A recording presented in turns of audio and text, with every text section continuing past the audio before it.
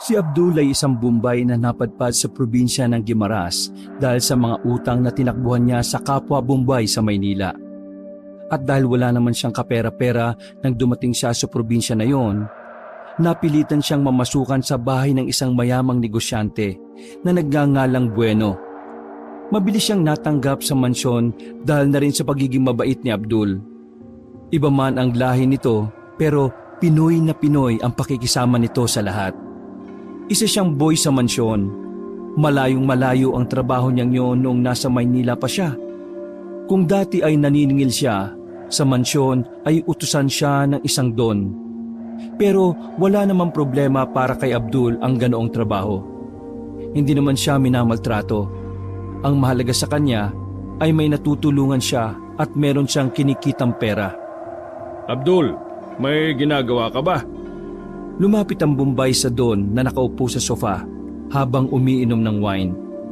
Magandang gabi, Don Bueno. Ako walang gawa. Ikaw ba meron utos? Wala naman. Gusto ko lang sanang magpasama sa iyo. Aba, wala problema. Ikaw boss, ako utusan. Kaya di mo dapat paalam sa akin. Hindi. Kahit ako ang boss dito, hindi ko pwedeng basta-basta isama sa kung saan-saan ng mga tao ko. Lalo ka na. Ikaw ang mas pinagkakatiwalaan ko sa pamamahay na ito. Dapat, kung boss ka, ginagalang mo rin ang oras ng mga tao mo. Ambay talaga ni boss. Sana, wag ka muna mamatay. Pero, saan tayo pupunta boss? Sasama naman ako. Magbihis ka at magpapalit lang ako ng susuotin ko. Kahit malayong agwat sa buhay ni Abdul at ng kanyang boss na si Don Bueno, hindi siya minamata ng negosyante. Mabait na boss si Bueno sa lahat. Hindi to katulad ng ibang boss na purke maraming pera, maliit na ang tingin sa mga kasambahay. Nagmamadaling nagbihis si Abdul. Masaya ang kalooban niya.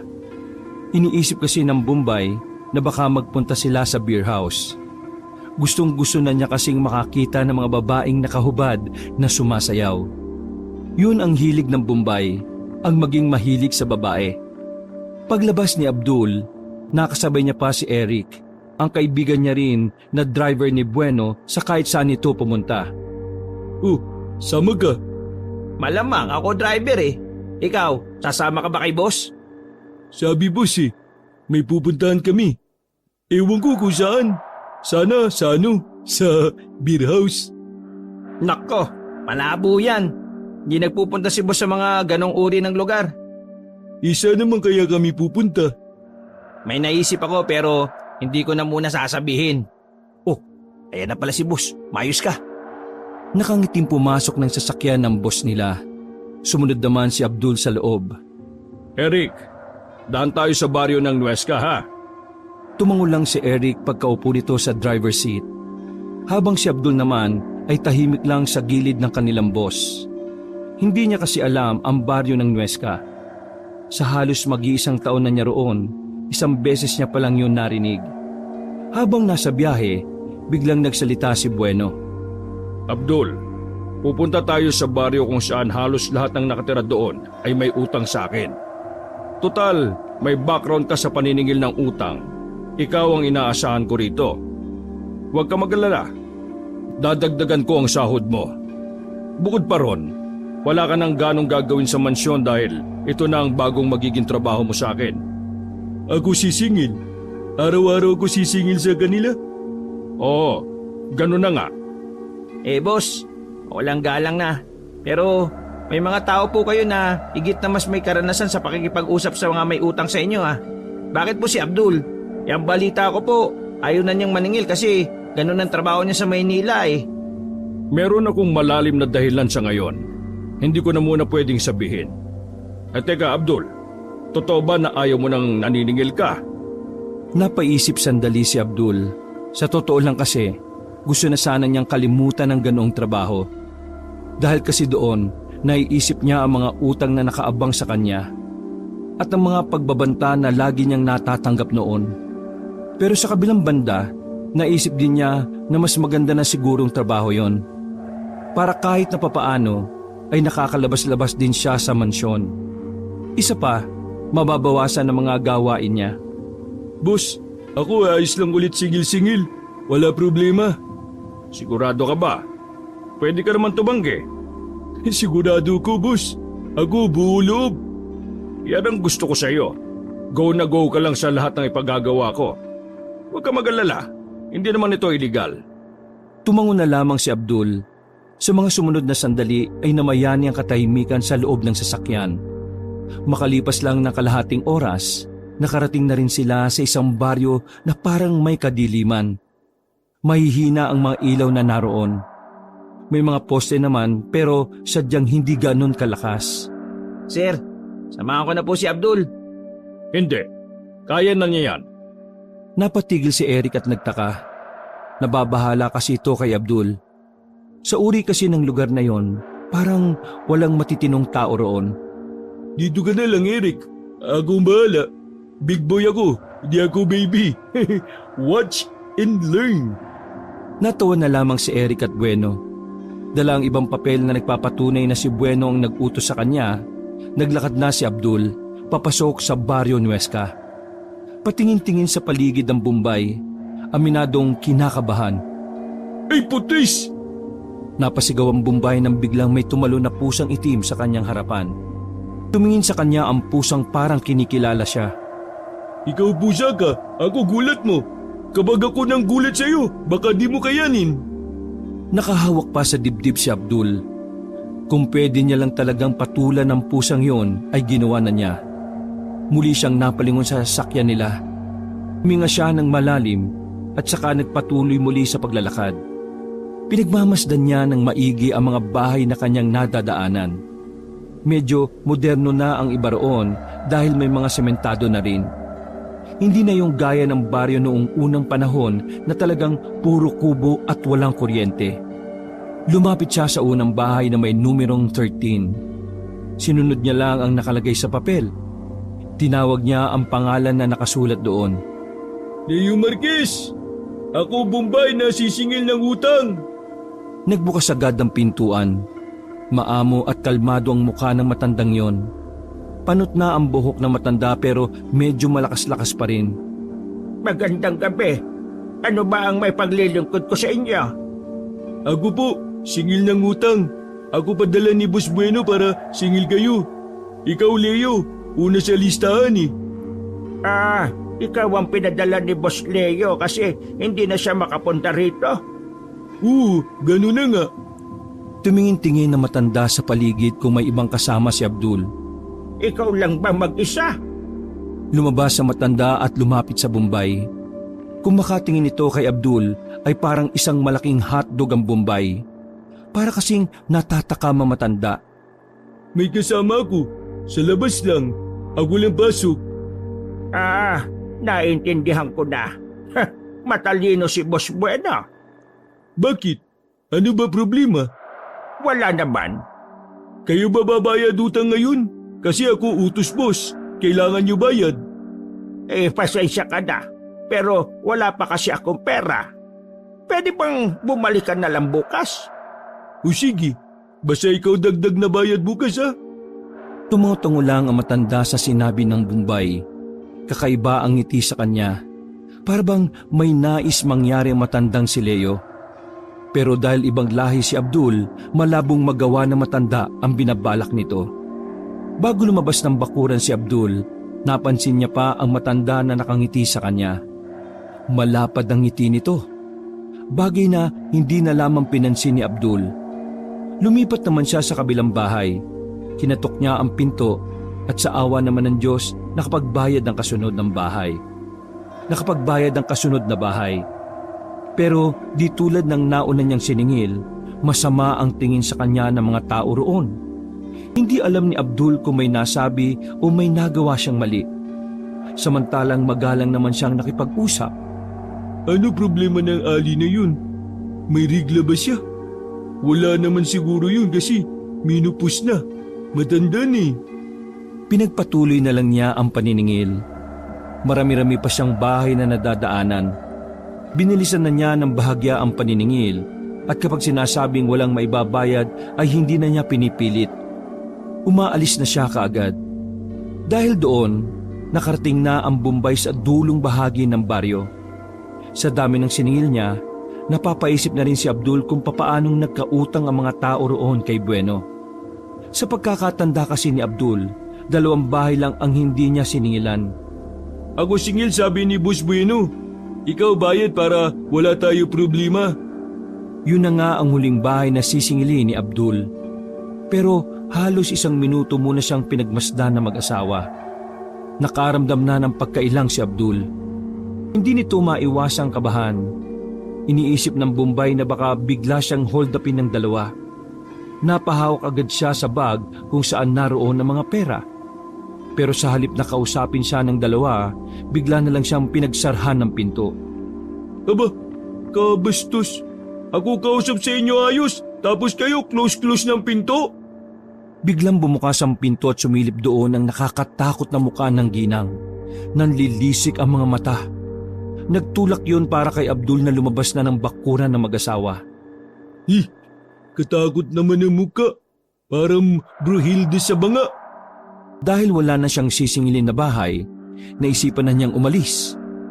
Hindi na rin kasi siya komportable sa katahimikan ng lugar na yon. Sa kanyang paglalakad, nagulat siya nang biglang sabayan siya ng matandang si Leo. Oy, Bombay, sasabayan na kita palabas. Alam mo kasi, maraming loko-loko rito. Baka pagdiskitahan ka. Naku, maraming salamat. Ikaw lang yata medyo mabait dito. Hindi naman. Marami naman mababait dito. Mabait sa piling tao. Ako ba pwedeng tanong? Sige, ano yan? Bakit kayo lahat dito utang kay boss? Ano nangyari? Sandaling natameme ang matanda. Nang pasimpleng tiningnan niyo ni Abdul, ay nakita niya ang kakaibang reaksyon ng matanda. Parang may galit sa mukha nito. Galit na hindi alam ni Abdul kung saan nagmumula. Dito na ako. Hihintayin na ako kasama ko. Maraming salamat sa paghatid, ha? Balik ka ulit bukas. Marami pa kaming utang. Marami pa tayong pag-uusapan. At mas marami ka pang malalaman sa kakaibang kultura at paniniwala ng mga Pilipino. Maniniwala kang bigla sa mga bagay na hindi mo inaakalang totoo pala. Ngumiti na lamang ang Bombay na si Abdul. Pero ang totoo, napapaisip siya sa huling sinabi na matanda. Kumaway pa ang matandang yon nang lumapit na siya sa sasakyan. Pagpasok niya, agad niyang pinakita kay Bueno ang mga pera na nakolekta niya. Ang galing mo para sa unang paniningil. Dahil dyan, eto sa'yo, Abdul. Inabutan ni Bueno ng 500 ng Bombay at 300 naman kay Eric. Mukhang epektibo yata si Abdul, boss, ha? Tinalo pa yung mga tao mo sa paniningil. Iba kasi tao na may karanasan eh. Huwag ka mag-alala, Abdul. Marami-rami ka pang sisingilin sa kanila. Kahit malaki-laki dahil malaki-laki ang utang nila sa akin. Pinandar na rin ni Eric ang sasakyan. Masaya sila noong umuwi sila ng mansyon. Nagbukas pa nga ng mamahaling wine si Bueno. Pero kahit na nagsasaya sila sa sala ng mga oras na yon, hindi pa rin talaga mawawala sa isipan ni Abdul ang isang tanong. Kung ano ang dahilan kung bakit malaki ang utang ng mga taga-Nuesca kay Bueno. At kung bakit parang galit sa doon ang mga taga roon. Naunang umalis si Bueno nang makaramdam na yun ng pagkahilo. Si Abdul at Eric naman ay nagtungo na rin sa kanilang silid. 2 lang sila sa kwartong yon dahil bukod ang silid nila sa ibang kasambahay. Habang nag-aayos ng higaan, ay nagsalita si Abdul. Eric, alam mo, ako may pansin sa lugar na Nuesca. Napansin? Ano naman napansin mo? Bakit sila parang galit sa boss? No ka ba? Di ba Bombay ka at sanay kang maningil? Parang di mo naman alam yung ugali ng mga tao kapag sinisingil. Sila na may utang, sila pa ang galit. Alam ko. Pero sila, pakiramdam ko, may iba sila galit kay Boss Bueno eh. Baka naman kasi sinisingil sila noon, pero nakipag-away pa sila sa tauhan ni boss. Kaya siguro, ikaw ang kinuha ni boss eh. Kasi alam nila na, alam mo kung paano mag-handle ng mga taong may utang. Bakit? May iba ka pa bang iniisip? Umiling na lamang si Abdul. Panibagong araw, Panibagong adjustment na naman ang gagawin ni Abdul. Hindi kasi siya sanay na walang masyadong ginagawa sa mansyon. Nasanay kasi siya na nag-iigib ng tubig, nagbubuhat ng mabibigat at kung ano-ano pa. Pero dahil nga sa naging kasunduan nila ng kanyang boss, mas marami na ang oras na tutungangan na lamang si Abdul. Ako boring. Di ako sanay ganito. Nako, isipin mo na lang na promoted ka na. Masasanay ka rin yan. Alis ikaw? Pwede ko sama? May pinapatid sa akin na papili si boss ngayong araw eh. Pwede ka naman sumama, total. Mamayang gabi ka pa naman maniningil. Bakit kaya gabi lang ako pwede singil? Ano ko? Paniki? Di ka naman nakikinig eh. Sa umaga kasi walang mga tao ron. Nagtatrabaho daw lahat sabi ni boss. So sinong sisingilin mo ron? Mga anak. Bakit? Takot ka na ba? Hindi. Bakit ako tatakot? Huwag kang mag-alala, Abdul. Lagi mo naman akong kasama kasi ako mag-aatid sa'yo kapag naniningil ka na. Buntong hininga na lamang ang pinakawala ng Bombay. Nagbihis na rin siya ng maayos na damit. Sabay na silang lumabas ni Eric sa kanilang silid. Maingat na pinatakbo ng binatang si Eric ang sasakyan. Nung umagang yon ay kung saan saang kumpanya sa bayan nagpunta ang dalawa. Marami kasing papel na kailangang ihatid. Mabuti na nga lang din ay sumama si Abdul, kaya kahit na papaano ay naging magaan ang trabaho ni Eric. 5:00 na ng hapon nang matapos na nilang lahat ang mga dapat nilang gawin. Kalmado lang silang nasa biyahe habang nakikinig ng tugtog sa radyo.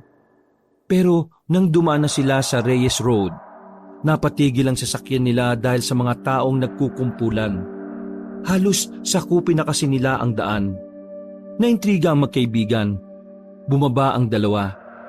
Sumilip sila sa gilid ng kalsada kung saan naroroon ang pinagkakaguluhan ng mga tao. Pagtingin nila, may 2 lalaki ang nakahandusay at nakatakip lamang ng dahon ng saging. Duguan ng 2 yon. Wala ng buhay. Sa pagkakarinig ni Abdul at Eric, salvage daw ang ginawa sa mga biktima. Sumingkit ang mata ni Abdul nang may makita siyang kakaiba sa mga biktima. Mahaba ang mga kuko ng 2 lalaki at iba ang hugis ng paa nito na hindi kagaya sa normal na tao. Eric, tingin ka. Yung paa iba. Tao ba talaga yan? Oo nga no. Teka, ano ba yan? Manang, sino ba yung mga yan? Lumingon ng ginang na mukhang tsismosa. Aswang yan, hindi tao. Lalong naningkit ang mata ni Abdul at napakamot sa ulo. Pamilyar naman siya sa aswang, pero dahil iba nga ang kulturang kinalakihan niya sa bansa nila, hindi yun naniniwala sa aswang. Hindi ka naman naniniwala sa aswang, Abdul, di ba? Hindi. Walang ganyan sa amin eh. Bumalik na lamang ang dalawa sa sasakyan at nakiraan. Nang pandarinan ni Eric ang sasakyan, ay saka nito binuksan ulit ang usapan. Sino kayang gumawa nun, no? Grabe. Maliwanag pa pero nagtapo na sila ng bangkay sa gilid ng kalsada. Sigurado ako, mga masasambang tao sila. Alam mo, kung totoong aswang nga yung mga biktima, sa aming mga Pilipino, hindi masama ang ginawa ng mga pumatay. Sa alot kasi ang aswang sa amin eh. Bakit? Ano ba gagawa sa inyo, aswang? Ang mga aswang ay kumakain ng mga hayop, naninira ng pananim, nagbibigay ng sakit at higit sa lahat, pumapatay rin sila ng tao. Ginagawa nilang pagkain ng laman ng karne ng tao. Ay, grabe. Totoo ba yan? Dito sa Guimaras, maraming kwento-kwento na totoo ang aswang at ang mga ginagawa nila. Ikaw, nakakita ka na ba ng aswang? Matapos kumabig ng manibela ay sandaling lumingon sa kanya si Eric at tumango. Bata pa ako nung makakita ako ng aswang. Inaswang yung kapitbahay namin na buntis eh. Nakakatakot yung itsura. Mukhang alimaw. Parang agaya ng mga zombie sa pelikula. Kapag nakakita ka ng aswang, nako, tumakbo ka kaagad kasi mababangis sila. Ako di kikita niya kasi ako hindi naniniwala. Kung ano lang pinaniniwalaan mo, yun lang kikita mo. Bahala ka. Basta ako nagsabi lang sa'yo ah. Siyempre, hindi mo naman kabisado ang buhay dito sa Pinas eh. Marami ka bang hindi nalalaman sa madilim na kulturang meron ng lahi namin. Isang mahabang katahimikan ang nangyari. At maya-maya lamang ay narating na nga nila ang mansyon. Naabutan nila si Don Bueno sa sala na may mga bisitang negosyante rin. Pasimple lang na sumenya si Eric sa boss nila at umiba na rin ng direksyon. Kaya lang tayo saglit. Mamaya lalarga tayo pa Nuesca. Naglakad si Eric patungo sa kanilang silid. Naiwan si Abdul sa may gilid ng mansyon na kung saan may mga kasambahay ding nagpapahinga roon. Habang nakaupo si Abdul sa mahabang upuan, narinig niya si Manang Fe at Jessica na may pinag-uusapan. Napukaw ng mga yon ang atensyon ng Bombay nang marinig ang salitang aswang. Nalaman ni Abdul na ang paksa pala ng dalawa ay ang natagpuang bangkay sa Reyes Road. Mas lalong naintriga si Abdul. Unti-unti siyang kinain ng kurisidad kung ano nga ba talaga ang aswang. Hindi na nga niya namamalayan na unti-unti na pala siyang nagiging interesado. Palihim siyang nakikinig. Sa halos 15 minutong pakikinig lang ay marami na siyang natutunan tungkol sa aswang. Dakong 8:00, babiyahe na rin si Abdul at Eric. Hindi na rin nakapagpaalam pa ang dalawa sa Don dahil abala yon sa mga bisita nito. Kanina ka pa tahimik mula nang umalis tayo ah. Ano, ayos ka lang ba? Ayos lang ako. Iisip lang ako isang bagay. Bakit? Iniisip mo na naman ba ang mga utang na tinakbuhan mo sa kalahi mo? Hindi. Iba isip ko. Ha? Ano naman ang iniisip mo? Isip ko aswang. Aswang? Akala ko ba hindi ka naniniwala sa aswang? Hindi nga. Pero isip ko rin. Parang masaya kung aalamin kung totoo sila o hindi. So interesado ka na, kaya gusto mong malaman kung totoo ba sila o hindi. Ganun nga. Kalimutan mo na yan. Di nga tayo sigurado kung aswang ba yung mga nasa Albich eh. Totoo ang aswang pero ngayon parang wala na siguro. Basta, kapag ako kakita ng aswang, sabi ko agad sa iyo Ay sige. Sabi mo eh. Hinintunan ni Eric ang sasakyan sa tapat ng Baryo Nuesca. Dala ang mga listahan, bumaba na naman si Abdul. Pagtingin niya sa bungad pa lang ng baryo, bumigat na ang kanyang pakiramdam. Iba na ang dating sa kanya ng lugar na yon kumpara nung unang pumunta siya roon. Ganun pa man, hindi niya na yun inintindi. Ang iniisip na lamang ng Bombay ay matapos niya ang kanyang trabaho. Oy, punta ka kagad sa akin pag may problema ha? Nag-thumbs up na lamang si Abdul at naglakad na rin papasok. Huminga siya ng malalim. Hindi niya maitatanggi na may kaba na siyang nararamdaman habang papalapit sa kabahayan. Bakit parang may nagbago? Ay naku. Tulad ng una, si Leo agad ang una niyang pinuntahan dahil yun ang nasa bungad ng baryo. Nakailang katok siya bago tuluyang bumukas ang matanda ng pinto. Masaya ulit na hinarap siya ni Leo. Malapad ang ngiti nito pero tila iba ang pagkakaunawa ng Bombay sa ngiting yon. Ako nagbabalik para singil ka. Ikaw wala bayad kagabi, kaya dapat ikaw bayad na ngayon. May ibabayad ako kaso konti lang. Kaarawan kasi ng asawa ko, kaya nagluto ako ng pagkain eh. Ayos lang, basta ikaw may bayad. Sandali lang ha. Pumasok sandali ang matanda para kumuha ng pera. Habang nasa bakuran, ay nakakita si Abdul ng maraming buhok sa ilalim ng hagdan ng bahay. Nang hawakan niya yon, nalaman niyang buhok yon ng tao. Nakarinig din siya ng kaluskos doon. Hindi siya nakatiis, sinundan niya ang kaluskos. Hanggang sa makarating na siya sa gilid ng bahay na medyo madilim na rin. Bumuntong hininga si Abdul habang nakatingin sa silong ng bahay. Doon niya narinig ang kaluskos. Pag-abante niya pa, may natapakan siya parang matigas na bagay. Pagtingin niya sa baba, parang naaninagan niya yon na bungo ng tao. Pero hindi na niya nakumpirma nang bigla siyang hilahin ni Leo paalis doon. Ano ka bang Bombay ka? May mga ahas doon, baka matuklaw ka pa. Ahas lang? Bakit di ba ang kaluskos? Ay nako, wag mo nang tanungin. Ito na ang bayad ko at maningil ka na ng iba. Dali! Hindi na nakasagot pa si Abdul nang palabasin na siya ng bakuran. Ganun pa man, malakas ang kutob niya na bungo talaga ng tao ang kanyang nasagi. Bagay na nagpasimula ng kilabot kay Abdul. Sa sumunod na bahay, marahan niyang kinatok ang pintuan. Pagbukas noon, isang lalaki ang mapungay ang mga matang bumungad sa Bombay. Bago pa magsalita si Abdul, may lumapit na babae sa lalaki at may ibinulong. Nakatingin ang dalawa ng makahulugan kay Abdul. Nakaramdam naman ng pagkailangang Bombay. Bakit kayo tingin sa akin ng ganyan? Ako ba may nasabi masama? Wala siyang tugon na natanggap mula sa dalawa. Ako sisingil lang ha. Ako wala gawa mali sa inyo. Kumuha ng pera ang lalaki at iniabot ang bayad kay Abdul. Nakipagtitigan pa ang lalaki sa kanya. Agad namang inilayo ni Abdul ang kanyang muka. Pakiramdam niya kasi ay may gusto sa kanya ang lalaking yon. Kapag ikaw bayad, huwag ka tingin matagal. Para kang may balak masama eh. O sige na, salamat. Hindi pa rin inalis ng lalaki at babae ang tingin kay Abdul. Nagmamadali namang naglakad si Abdul paalis. Nasingil naman niya ang ilang kabahayan doon. Pero ang mga sumunod na eksena ay ang magpapabago sa tingin ni Abdul sa lahat. Nakatayo siya sa tapat ng isang bahay. Tulad ni Leo, hindi rin nakapagbayad ng unang gabi ang nakatira doon. Marahan niyang kinatok ang pinto.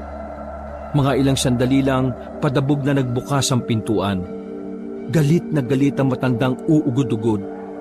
Ang lakas din ng loob mong maningil matapos yung sirain ng pagbabagong buhay naming lahat. Papaano kinakaya ng mga kaluluwa niyo ang ganitong kasamaan? Hindi na kayo nakontento? Pinatay niyo pa ang dalawa sa amin. Pasensya na. Pero iba ata tukoy mo, Lola. Ako po singil lang. Napagutusan ng boss. Wala po ko pinatay. Ako po mabuti. Di ko po maintindihan sabi ninyo. Huwag ka nang magkunwari. Alam kong isa ka sa mga natuwa nang mangyari ang pagbagsak namin. Magbabayad kayong lahat. Lalo ka na nandito sa balwarte namin. Nasa aktong lalapitan na siya na matanda nang dumating naman ang matandang si Leo. Lucille, uminahon ka. Kakampihan mo pa ang taong yan? Hindi mo siya magagalaw. Hindi siya Pilipino. Buisit! Papatayin ko na lang yan. Nakakalimutan mo na ba ang mangyayari sa atin kung papatay tayo ng hindi Pilipino? Alalahanin mo ang magiging sumpa. Naguguluhan na si Abdul sa mga nangyayari. Wala na siyang maintindihan sa pinag-uusapan ng dalawa. Pero isa lang ang nasisiguro ni Abdul. Noong mga sandaling yon, hindi na normal ang eksena. Bombay, pasensya ka na ha. Itong si Lucille, may sakit kasi yan. May sakit sa utak. Umatake na naman. Pwede ba pakalma mo siya? Kasi kung wala siya babayad, ako aalis na lang. Aba, mabuti pa nga. Sige na, umalis ka na. Nagmamadaling naglakad si Abdul. Lahat ng bahay na madaanan niya, may mga tao sa loob ng bakuran. Nakatingin sa kanya ang mga yun na parang may nagawa siyang mabigat na kasalanan.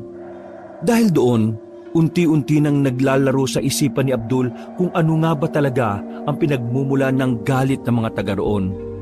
Huwag kayo galit. Ako singil lang. Wala kong alam sa problema ninyo.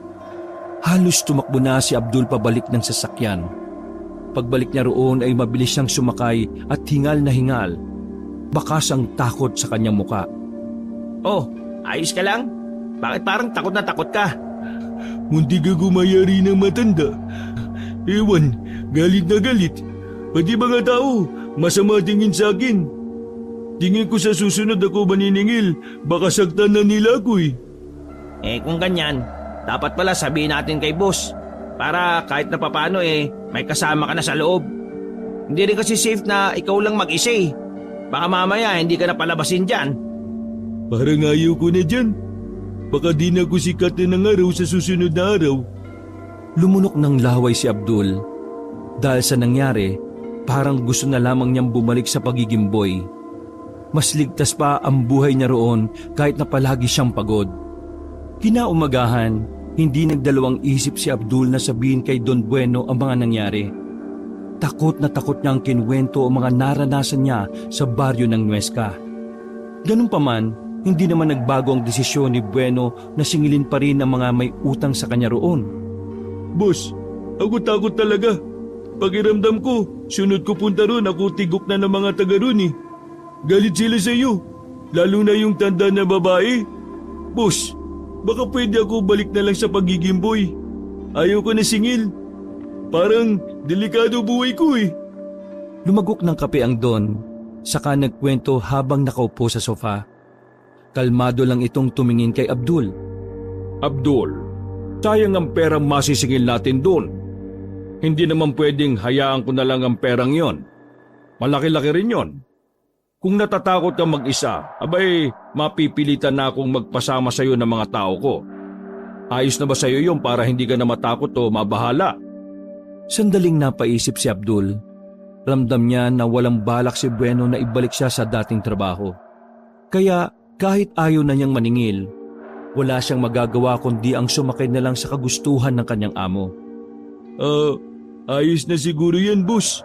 Basta ayaw ko lang ako mag-isa kasi natakot ako sa mga tao. Tumayo ang Don at tinapik siya sa balikat. Huwag kang mag-alala, Abdul. Hanggat kasangga mo ako, walang mangyayari sa iyong masama. Lahat ng tao ko, kargo ko. Paliwanag? Maraming salamat, boss, kung di mo kami pababayaan. Siyempre naman. Mahal ko mga taong tumutulong sa akin. Kahit na papaano ay gumaan ang pakiramdam ni Abdul. Napanatag na ang kanyang kalooban dahil alam niyang hindi siya hahayaang mapahamak ng kanyang amo. Pagsapit ng hapon, nagpatawag si Bueno ng sandaling pagpupulong. Pinaliwanag lang nito sa mga tauhan niya na sasamahan si Abdul sa paniningil sa baryo ng Nuesca. Kasama na rin napapasok sa loob ng baryo si Eric. Nang sa ganon, hindi na maglakas loob ang mga taga roon na sindakin pa ang naniningil. Nasa loob si Abdul ng sasakyan kasama si Eric. Pauwi na sila galing bayan. Dahil nagatid na naman sila ng papeles sa isang kumpanya. Inabot na sila ng 6:00 ng gabi. Habang nasa biyahe, napatigil sila sa daan nang biglang may nakita silang tao na nakahandusay sa gitna ng daan. Medyo madilim-dilim na noon. Pero nakikita pa rin nila yon dahil sa liwanag ng sasakyan. Ala, ano nangyari dyan? Sino nakabangga sa isang yan? Eric, ano gawa natin? Tutulungan ba natin? Hindi. Wala tayong gagawin. Balik na sa sasakyan. Bakit? Ano problema? Napansin ni Eric na kakaiba ang hugis ng paa ng lalaking nakahandusay. Aswang agad ang unang pumasok sa isip ng binata. Pagbalik nila ng sasakyan, bigla nalang bumangon ng lalaking nakahiga. Kitang-kita nilang dalawa ang pangit nitong itsura. At hindi lang yon. Hindi lang ang lalaking yun ang naroon dahil meron pa palang ibang kasama. Na ang kutob nila ay puro aswang din. Mabilis na kinabig ni Eric ang manibela pakaliwa. Bago sila makaalis ay narinig pa nilang sinisigaw ng mga yon ang kagustuhang patayin si Don Bueno. Mabilis ang ginawang pagpapatakbo ni Eric. Halos paliparin na niya ang sasakyan, maiwan lamang ang mga humahabol sa kanila. OMG! Ang dami nila! Ay, OMA! Anong OMG, OMA? Una ang sabi ko, oh my God. Pero binago ko ang sabi ko, oh my Allah. Ay nako, ewan ko sa'yo. Sige na, kumapit ka na lang. Bibilisan ko pa. Kabadong napalunok na lamang ng laway ang Bombay. Hinihiling niya na sana ay huwag silang malaglag sa bangin. Bukod kasi sa madilim, may mga daan din na kaunting pagkakamali lang pwedeng malaglag ang sasakyan. Pero makalipas lang ang halos 10 minuto, wala na ring sumusunod sa kanila. Nagkaroon lang sila ng lakas ng loob na tumigil nang may makita silang mga tindahan sa gilid. Walang yung mga aswang yun ah. Tingin mo, bakit kaya galit ang mga yung kay boss? Yun nga rin ang iniisip ko eh. Anong ginawa ni boss sa mga aswang na yun? Di ba, hindi naman naniniwala si boss sa mga aswang? Aba, iwan ko. Basta ang malaga, ligtas tayo. Ay nako, kalimutan na lang muna natin tong nangyaring to. Ituon muna natin ang atensyon natin sa paniningil. Yung boss natin, baka may bad na ginagawa. Tara na nga. Muling pinaandar ni Eric ang sasakyan. Bumalik na muna sila ng mansyon para kunin ang mga listahan ng pautang. Kasama na rin nila ang mga tauhan ni Bueno. 4 na sasakyan ang bumiyahe patungo sa baryo ng Nuesca. Pagbaba nila roon, may mga nakita na kagad sila mga tao sa bungad.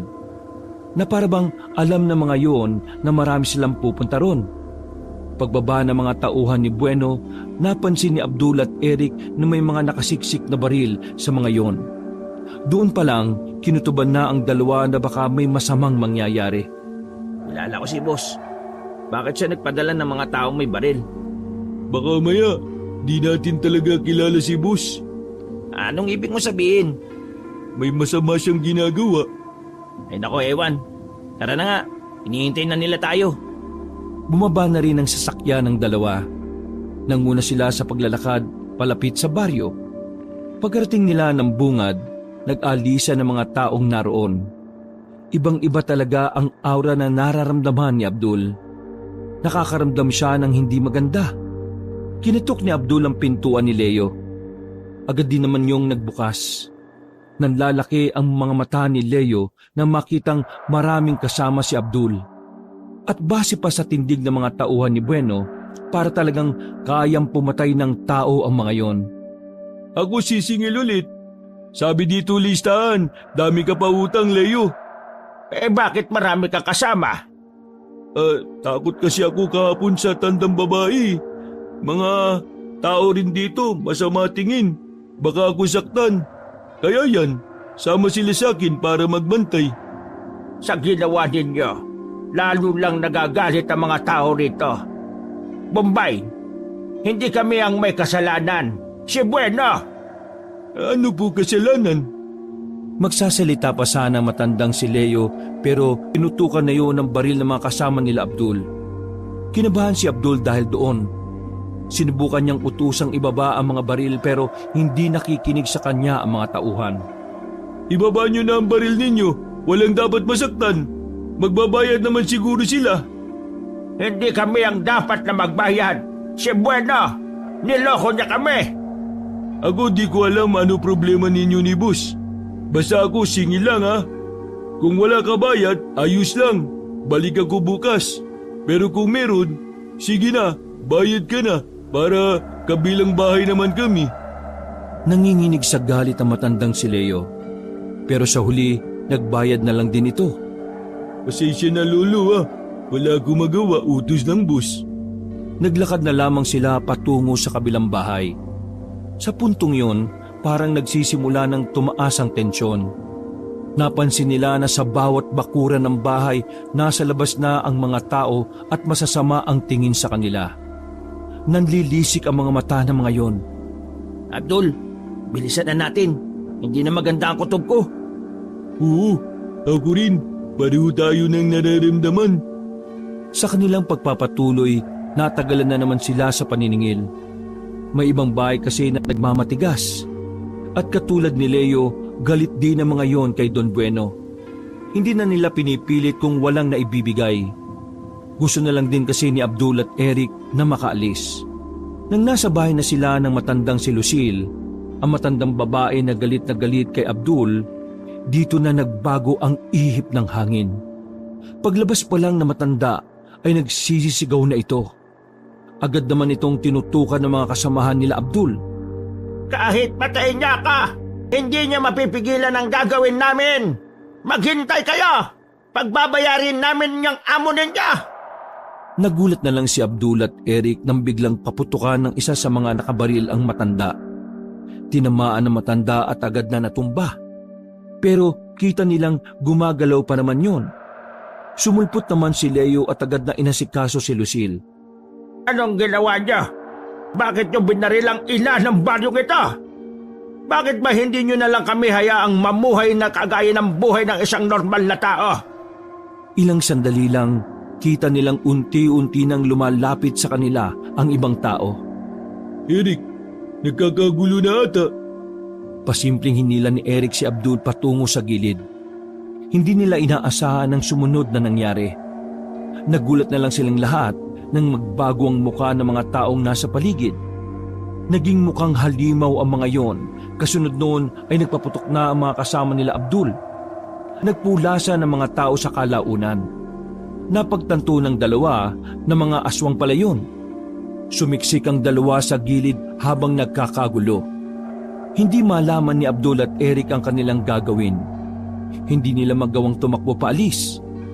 Maaari silang matamaan ng bala o kaya naman ay mahagip na mga aswang. Lolo, ano nangyayari? Teka, aswang ba lahat ng tao rito? Tanong ni Abdul sa matandang si Leo habang inaasikaso pa rin nito si Lucille. Tumakas na kayo! Bago pa kayo madamay sa galit ng lahat ng aswang! Gustuhin man nilang umalis ay wala silang magagawa. Nakita rin nilang nauna nang umalis sa mga armado nilang kasama. Habang silang dalawa ay naiwan doon na hindi nagtagal, sila naman ang pinalibutan ng mga aswang. Oh, wala kami gawa masama. Kami nautusan lang ni boss. Mga kalugar, dalhin sila sa lugar kung saan tayo nagpupulong. Huwag silang sasaktan. Kayong dalawa, may sasabihin ako sa inyo na kailangan ninyong malaman. Sa pilitang itinayo ng mga aswang si Abdul at Eric. Dinala sila sa isang malawak na bakuran at pansamantalang tinalian ng mga kamay. Makalipas lang ang ilang minuto, ay sumunod na sa kanila si Leo. Base sa galawan ng matandang si Leo, masasabi ni Abdul na may katungkulan yon sa baryong yon.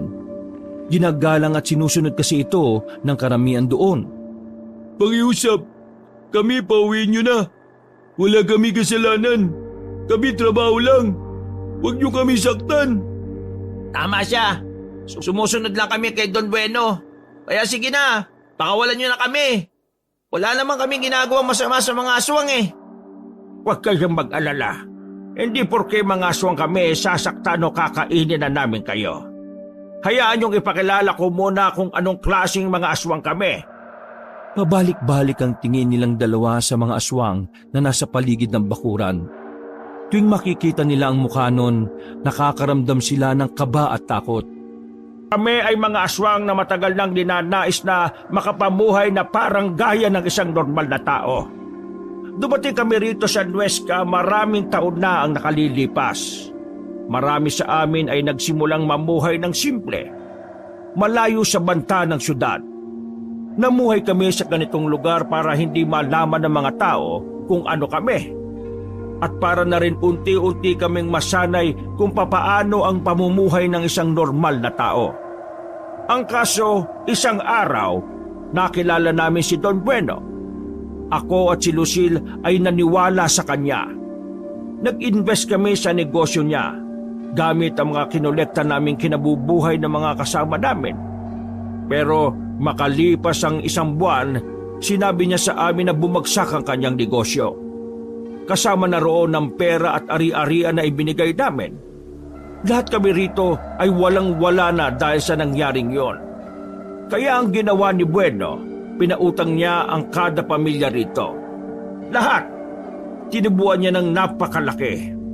Hindi makapaniwala si Abdul at Eric sa kanilang narinig. Hindi kasi ganoon ang pagkakakilala nila kay Don Bueno. Tinanggap namin ang pautang dahil kung hindi, masisira ang layunin namin na mamuhay ng normal. Kung hindi namin tatanggapin, baka bumalik ang iba sa pagkain ng karne ng tao. Malaki ang naging utang namin sa kanya. Pero dahil sa pag-iimbestiga ng mga kasama namin, hindi totoong nalugi ang negosyo ni Bueno. Mas lalo lang lumaki. Iniba niya ang mga pangalan at sa ibang lugar na niya ay pinagpatuloy. Ninako niya sa amin ang mga pinaghirapan namin. Sa ngayon, sinisingil niya kami na dapat siya ang sinisingil namin. Pero hindi ganyan ang pagkakakilala namin kay Don dahil magaling magpanggap ang taong yon. Dahil kahit kaming mga aswang ay nagawa niyang lokohin. Alam niyo ba kung bakit siya yumaman? Paulit-ulit niyang ginagawa sa iba ang ginawa niya sa amin. Tunay na masama ang gawa ni boss. Eric, paano na tayo? Magpapanggap muna tayong walang alam hanggang sa makumpirma natin ang sinasabi nitong matandang to. Masamang tao si Bueno. Pinatay niya ang mga kasama namin nang malaman niya kamakailan na kami ay mga aswang. Ikaw, Bombay, alam mo ba kung bakit ikaw ang pinasisingil niya sa amin? Ha? Hindi. Dahil Bombay ba ako? Hindi, Kasi ako pogi? dahil nakakalason sa amin ang dugo ng mga taong hindi naman dugong Pilipino. Matapos ang pag-uusap na yon, pinatakas din sila ni Leo. Hinatid pa nga sila palabas ng baryo. Laking pasasalamat ang dalawa dahil hindi sila sinaktan ng mga aswang. Kahit pa nasugatan na matandang si Lucille dahil sa ginawa ng mga kasama nila. Mabilis na pinaandar ni Eric ang sasakyan paalis. Nang makalayo na sila, ay doon na tuluyang bumuhos ang kanilang kaba. Lahat ng mga nalaman nila ay dahilan para magduda sila sa katauhan ng kanilang boss. Ano gawa natin ngayon? Sasabi ba natin kay boss na alam natin na aswang mga taga-Nuesca? Oo, yun ang sabihin natin, maniwala man siya o hindi. Hindi kasi tayo pwedeng magpanggap na walang nalalaman sa nangyari. May mga kasama tayo kanina. Sasabihin din nila kay boss na may alam tayo. Basta ang gagawin natin, aamin tayo ha. Maniwala o hindi, ikilos na tayo ng normal. Tatakot na ako balik mansyon. Paano kung masamang tao si boss? Paano kung tayo naman patay niya? Basta sundin mo lang yung sinasabi ko sa'yo. Huwag kang papalata na may alam ka sa katauhan niya. Lahat ng sinabi na matanda sa atin, ililihim natin ha. Aalamin natin kung totoo nga ba yung mga yon. Ay, kainis. Bakit tayo hantong ganito? Nang makarating na sila sa mansyon, ay nagmamadali silang pumasok sa loob. Naabutan nila si Bueno na kausap ang mga tauhan nito. Sinimula na kaagad ng dalawa ang napag-usapan nilang acting. Boss! Sa Nuesca! May aswang! Buti kami nagatakas! Yung mga tao mo! Iwan kami kanina habang may aswang! Aswang? Opo, boss! Dami doon aswang! Yung mga sisingil ko, aswang yun, boss! Kaya pala iba tingin nila eh. Bala kami kainin ni Eric. Buti kami nakatakas. Eric, ano ba itong sinasabi ni Abdul? Boss, ang totoo niyan, tama po yung sinasabi ni Abdul. Munti ka na po talaga kaming madali ng aswang eh. Buti nakatakas kami. Ito mga tauhan niyo, boss, mga duwag. May mga hawak na baril pero nauna pang umalis sa amin eh. Tiningnan ni Bueno ang mga tauhan nito na parang nanghuhusga. Boys, totoo bang may mga aswang kanina at iniwan niyo raw sila? Boss, walang aswang. Mga armadong lalaki po yon. Di hamak na marami sila kaya kami umatras eh. Mamamatay rin kami kung ililigtas pa namin sila. Sinungaling! Di yan totoo, boss! May aswang po talaga, boss. O siya. Kung ano man ang nakita niyo, hayaan niyo na. Sa ngayon, tulungan niyo na lang muna ako. Kailangan ko ng maraming handa ngayong gabi dahil may bisita ako mamaya. Eric, Abdul, magpahinga na muna kayo. Ipapautos ko na lang sa mga tao ko yon. Napatango na lang ang dalawa at dumiretso na sa kanilang silid. Hindi man lang nagtaka si boss sa mga sinabi natin. Ibig sabihin, alam niya na mga aswang talaga yung mga nasa Nuesca. Naku, dapat pala, alis na tayo rito. Kasi baka pabalikin pa ako sa Nuesca. Hindi tayo basta-basta pwedeng umalis. Baka mayari tayo. Dito na muna tayo hanggat hindi natin nakukumpirma yung katauhan niya. Nanatili silang dalawa sa kanilang silid sa buong gabi. Mula sa kanilang kilalalagyan, naririnig pa nila ang mga tawanan sa sala. Dakong 2:00 na madaling araw, nag-alisan na rin ang mga bisita ng Don. Sumilip sila sa sala, wala nang tao roon. Malinis na rin at wala ng mga kasambahay. Buong akala nila ay nakatulog na ang kanilang amo.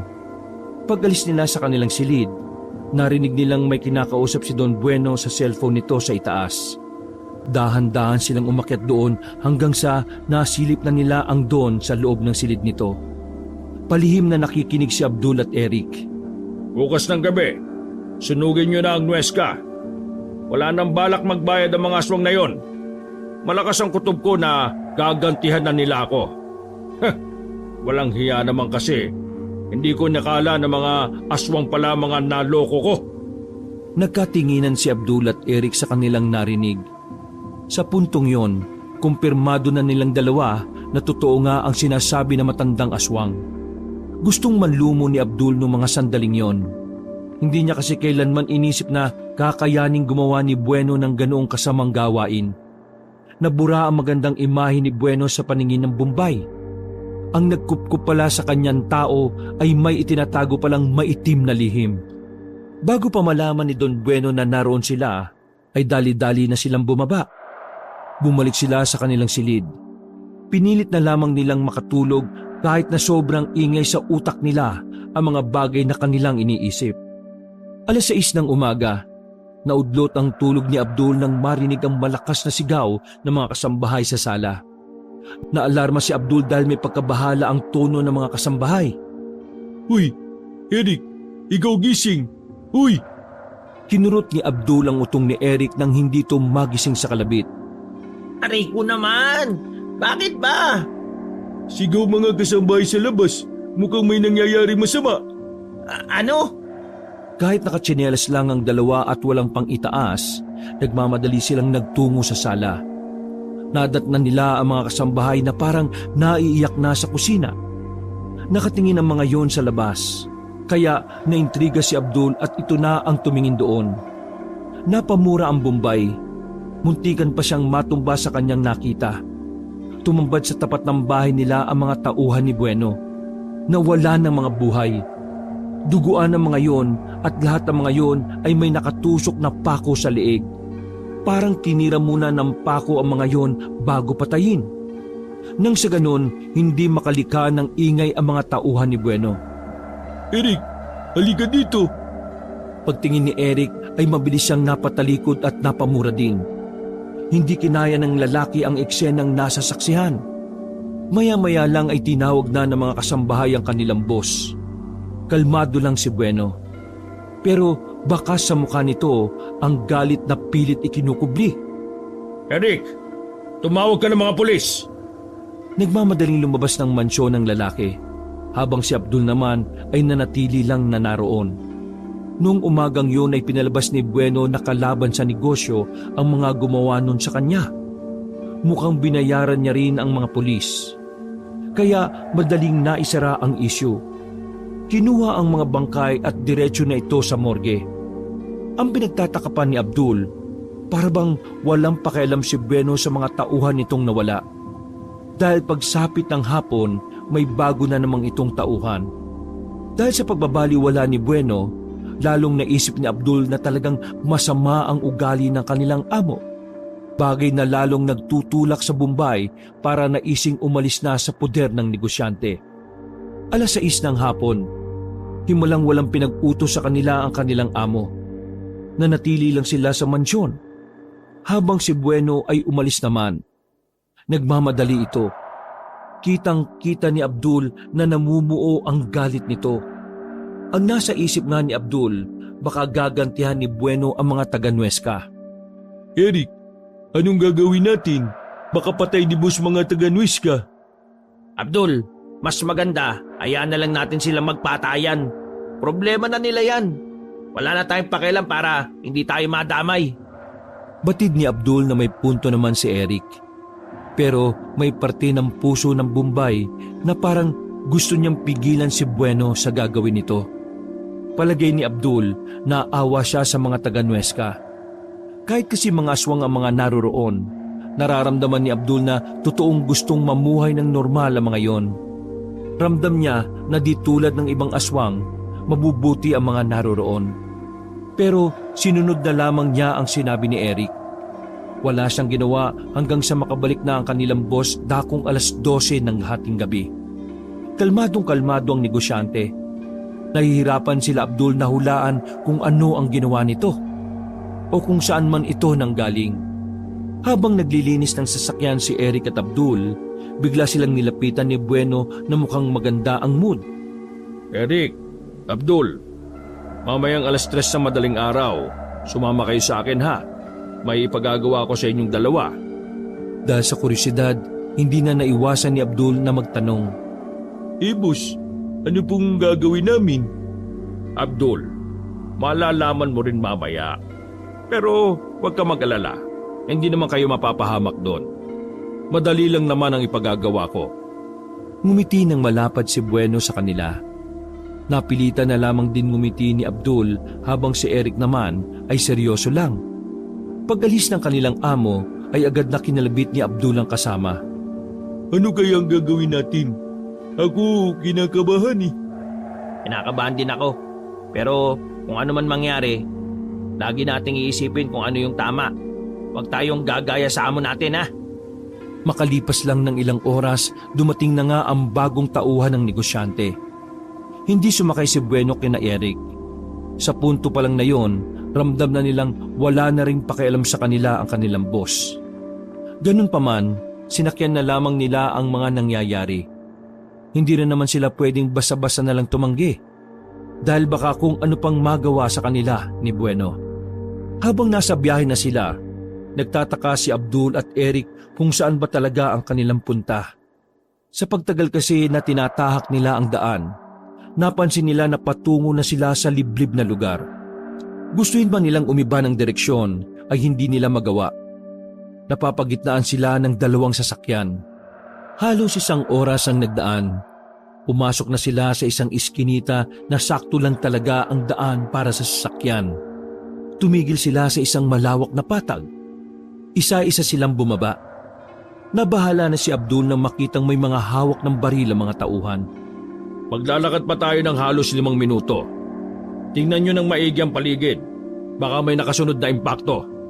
Kung meron, patayin nyo kagad. Nang magsimula na silang maglakad, hindi maiwasan ni Abdul na panghinaan ng tuhod. Para siyang matutumba kapag iniisip niyang makikipagsagupa sila sa mga aswang. Bagay na pareho ding iniisip ni Eric. Pero ang mga iniisip nilang yon ay malayo sa realidad na kanilang dinatnan. Nanlaki ang mga mata ni Abdul nang makita si Leo at Lucille na nakatali sa puno. Mas lalong naawa si Abdul na makita ang matandang si Lucille na tila ba nanghihina. Boss, bakit sila tali dyan? Ano gawa nila ha? Naudlot ang sinasabi ni Abdul nang pasimple itong sikuhin ni Eric para sawayin. Abdul, naniniwala ka ba sa aswang? Tila may bumarang bato sa lalamunan ng Bombay nang marinig ang tanong na yon. Hindi niya yun inaasahan kung kaya't hindi niya alam ang isasagot. Natuklasan ko kasi na itong mga may utang sa akin mga aswang pala. Nagkasa ng baril si Bueno. Malayong malayo na ito sa nakilalang boss ni Abdul. Wala na ang mabait, mahinahon at kalmadong Bueno. Dahil ang nasa kanilang harapan nung oras na yun ay parang isang taong sanay ng pumatay. Kasinungalingan!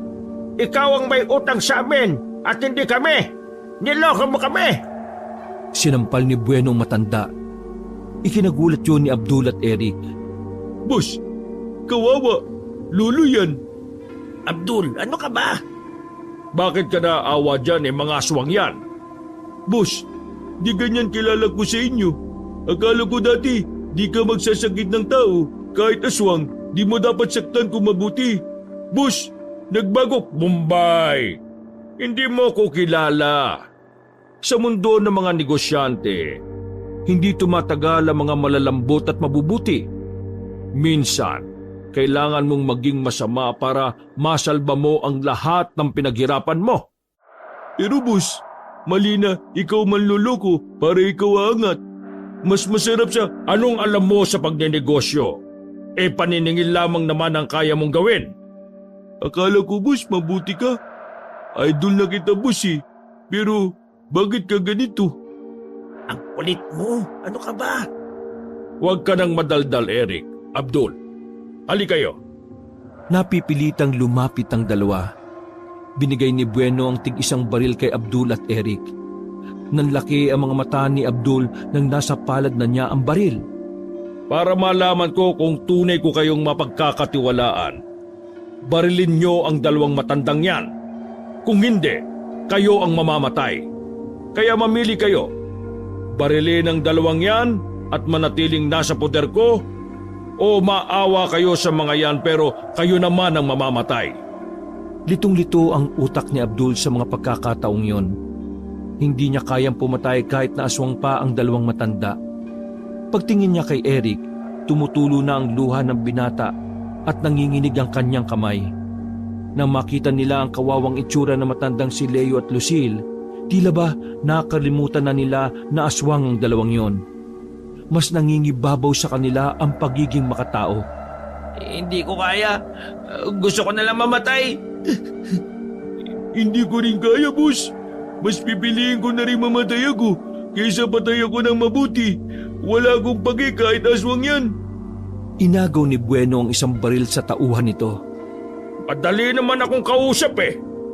Pinaluhod ni Bueno si Abdul at Eric. Magkatabi ang magkaibigan habang parehong naiiyak. Noong mga sandaling yon ay tanggap na nila hanggang doon na lamang ang kwento ng kanilang buhay. Nagawa pa nilang ngitian ang matandang si Leo kahit na nalalapit na ang kanilang kamatayan. Paalam sa dalawa kong masipag at mabuting tauhan. Pagkalabit ni Bueno ng gatilyo ay hindi pumuputok ang baril. Nakailang subok na yon pero ayaw talaga. Kaya naman pinalitan ni Bueno ang baril. Pagkalabit niya ulit ng gatilyo ay ayaw pa rin pumutok. Buisit! Ano ba itong mga baril ninyo? Kayo kayang bariling ko niyan. Akin na nga yung mahaba. Kinisan ni Bueno ang baril at itinutok ang dulo sa ulo ni Abdul. Kakalabitin na sana ulit ni Bueno ang gatilyo pero biglang nagsalita ang matandang si Leo. Sandali! Bakit, tandang aswang? Anong problema mo? Wag mo na silang idamay. Kami na lang. Ano? Idadamay mo pa ako? Aba, Leo, ikaw na lang. Ano ka ba, Lucille? Wala silang kinalaman sa problema natin. Aba, hindi ko na problema yon. Manahimik! Akala nyo ba hindi ko alam na nililibang nyo lang ako? Mga inutil! Magpaalam na kayo dahil ito na ang huli para sa inyo! Tutuluyan na sana ni Bueno si Abdul pero nagulat sila nang biglang nakatakas na pala si Leo. Parang hindi ito matanda kung kumilos. Mabilis nitong inagaw ang baril kay Bueno. Agad din namang nagpulasan ng mga iyon nang mahawakan na ng matanda ang baril. Niretrat ng matanda sila Bueno. Nakapagtago ang mga iyon sa puno. Si Abdul at Eric naman ay tinulungang makatayo ni Lucille na makatakas na rin ito habang niraratrat ni Leo ang kinaroroonan nila Bueno at sinamantala na nila ang pagkakataong tumakbo sila paalis. Akin na po ang baril! Inago ni Eric ang baril dahil may kaalaman naman siya sa paggamit noon. Nagtago muna sila sa likuran ng malaking puno. Lolo, Lola, kayo po una natakas. Di ba kaya nyo talon-talon mataas? Sige na, kayo alis na. Kami na bahala sa kanila. Dali! Hindi, sasamahan namin kayo. Tinulungan nyo kami kahit na mga aswang kami. Kaya hindi namin kayo iiwan. Lucille, kaya mo bang tumakbo na mabilis? Iritadong sumagot ang matandang babae. Kita mong may sugat pa ako, paano ako makakatakbo? Baliw ka ba? Tumakbo na lang kayo. Ako nang bahala para hindi sila makalapit kaagad. Lola, buhat ko na kayo para di kayo hingalin. Aangal pa sana ang matandang aswang pero hindi na ito nakapagsalita pa. Pinasan agad yun ni Abdul. Habang tumatakas sila ay nagpapaulan na ng bala ang grupo nila Bueno. Sa kasamaang palad, tinamaan si Eric sa hita. Sumabay pa na nawalan na rin ng bala ang hawak nitong baril. Binuhat ni Leo si Eric. Magpapatuloy na sana sila pero si Abdul naman ang tinamaan sa balikat. Sa sitwasyon na yon, malabong makatakas sila na kasama sina Abdul at Eric. Kaya naman naisip ni Abdul na paunahin na lang ang dalawang matanda. Kayo na una. Lahat tayo mamamatay kung di kayo alis. Sige na, Lolo. Alis na. Alis. Bilis. Paano kayo? Diyos na ang bahala sa amin. Sige na. Maraming salamat sa inyo. Patunay lang na may mga tao pa rin na kaya kaming tanggapin. Napangiti na lamang ang dalawa. Gumapang si Abdul palapit kay Eric. Magkatabi silang sumandal sa katawan ng puno. Mga ilang sandali lang ay naabutan na sila ni Bueno. Galit na galit yon pero sa halip na barilin sila kaagad ay pinagsisipa sila nito at pinagsususuntok nang sa ganon unti-unting maramdaman ng dalawa ang galit ng kanilang boss. Buwisit kayong dalawa! Ano? Gusto niyong maging bayani para sa dalawang aswang na yon, di ba? O eto, tanggapin niyo to! Hindi na kontento si Bueno.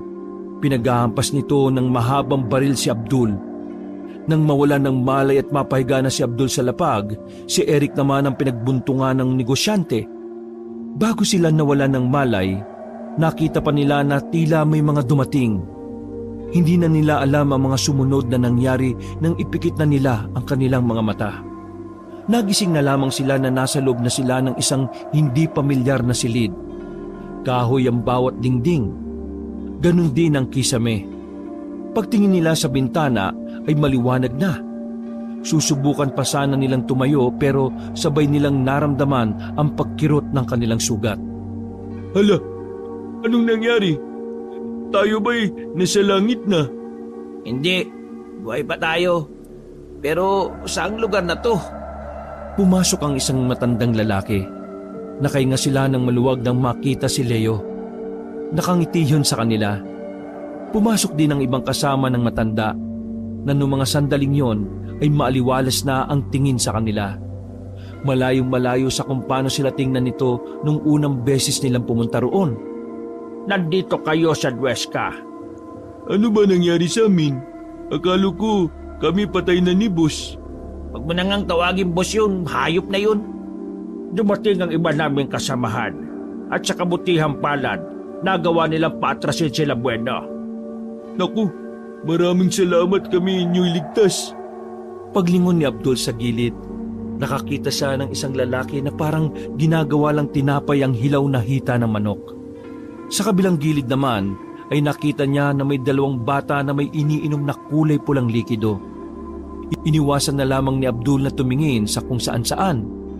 Naalala niya na nasa baryo nga pala sila ng aswang. Dito na muna kayo habang hindi nyo pa kayang makauwi. Hindi ba delikado tayong lahat dito? Lalo na't alam nating lahat na kaya nilang pumunta sa lugar na ito. Nakahanda naman kaming lahat sakaling magpunta sila rito. Lolo Aswang, hindi ba kami kakainin ng mga aswang na trupa mo? Lahat sila ay alam na ang ginawa ninyong malasakit sa amin. Kaya kakampi kayo sa kanilang paningin. Sa ngayon, bibigyan na muna namin kayo ng makakain. Prutas ang ibibigay namin para hindi kayo maghinala. Isang matamis na ngiti ang ginanti ng dalawa.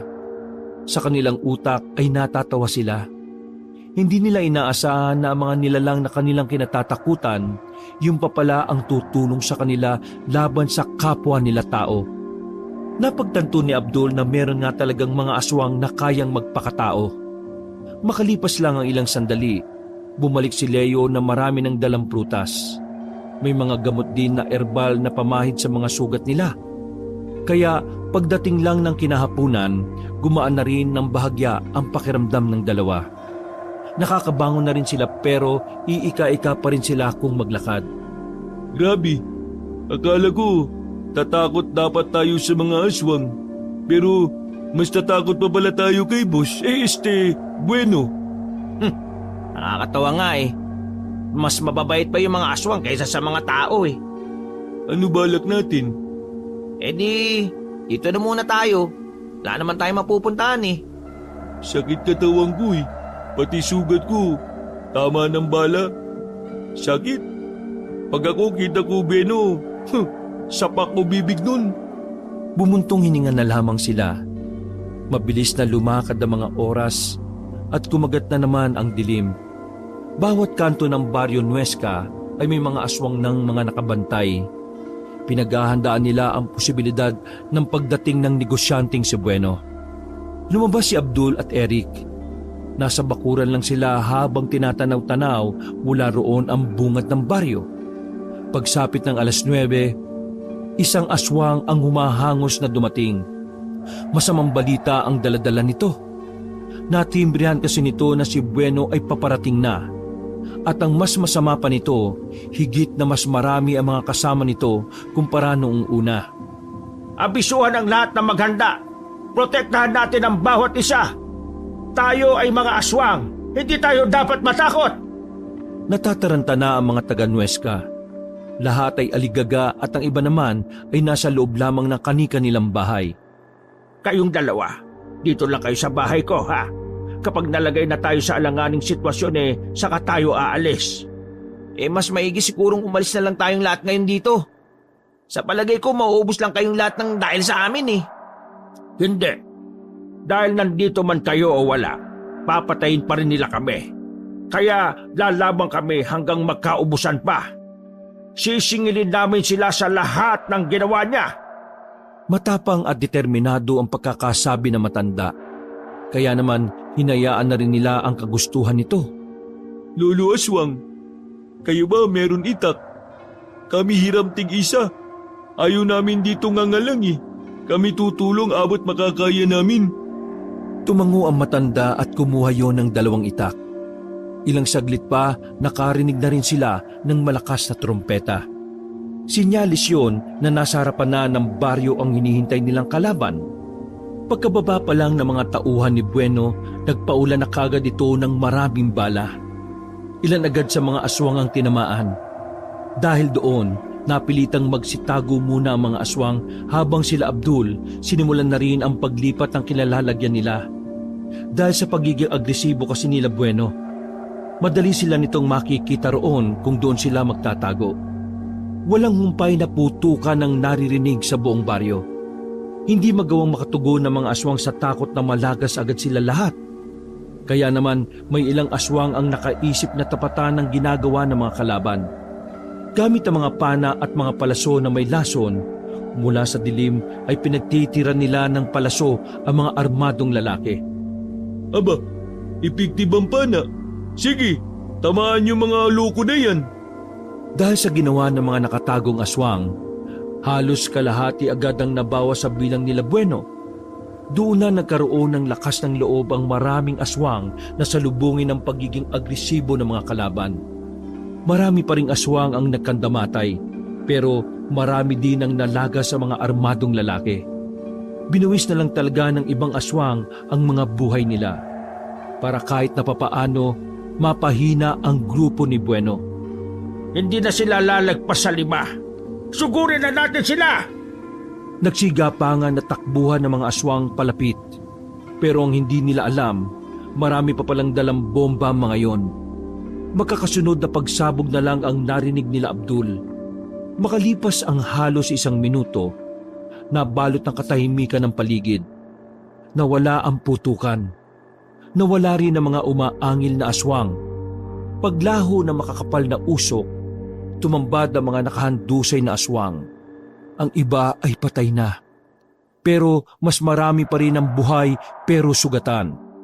Habang kina Bueno naman ay wala nang natira. Nilusob din kasi ng ibang aswang ang mga naghagis ng bomba. Lolo Aswang!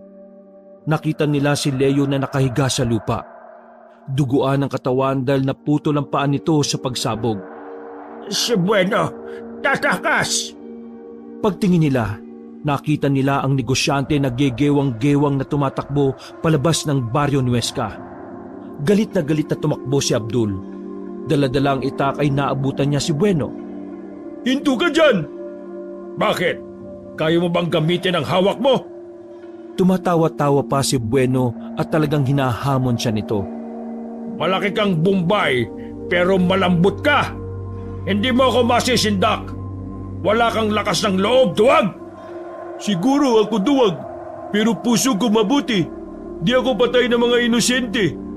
Ikaw, masama ka. Para sa pira, ikaw gagawin lahat. Kahit pa ikaw patay ng mga wala kasalanan sa'yo. Eh ano naman? Masama ka. Mas piliin ko pa magtanggol ng mga aswang. Kasi sila kaya magpakatao. Ikaw tao ka, pero mas masahol ka sa aswang ugali mo. Nako, dami mong daldal. Kung talaga matapang ka, gamitin mo yung hawak mo sa akin. Ano? Hindi na nagdalawang isip si Abdul. Kahit na nanginginig ay tumakbo siya palapit at saka tinaga sa liig ang dating amo. Sirit ang dugo at dahan-dahan itong bumagsak sa lupa. Hanggang dyan na lang, boss. Ingat ikaw sa impyerno. Bumuntong hininga na lamang si Abdul sa kanyang ginawa. Maging siya ay nagulat din dahil kinaya niya yon. Pero inisip na lang niya na para din naman yon sa kalayaan nilang lahat. Dahil alam niyang habang nabubuhay si Bueno, mananatili silang nakakulong sa takot. Marami ang namatay sa hanay ng aswang, pero marami-rami din naman ang nakasalba. Dahil sa nangyaring yon, naging matibay ang pakikisama ni Abdul at Eric sa mga aswang. Napagtanto ni Abdul na mas tao pa sa tao ang mga aswang kapag pinili nitong maging mabuti. At mas nakakatakot pa sa aswang ang tao na nilamon na ng pera. Nanatiling lihim ang lahat ng nangyari. Maging ang katauhan ng mga taga-Nuesca ay nanatili ring lihim. Walang nakakaalam na ang mga nakatira doon ay mga aswang. Mga aswang na nagpapatunay na ang mga nilalang na gaya nila ay kaya ring maging mabuti. Naging kaibigan man nila Abdul ang mga taga-Nuesca, kinailangan pa rin nilang umalis sa probinsyang yon para makapagsimula ng panibagong buhay. Buhay na bubura sa madilim nilang nakaraan. Wakas,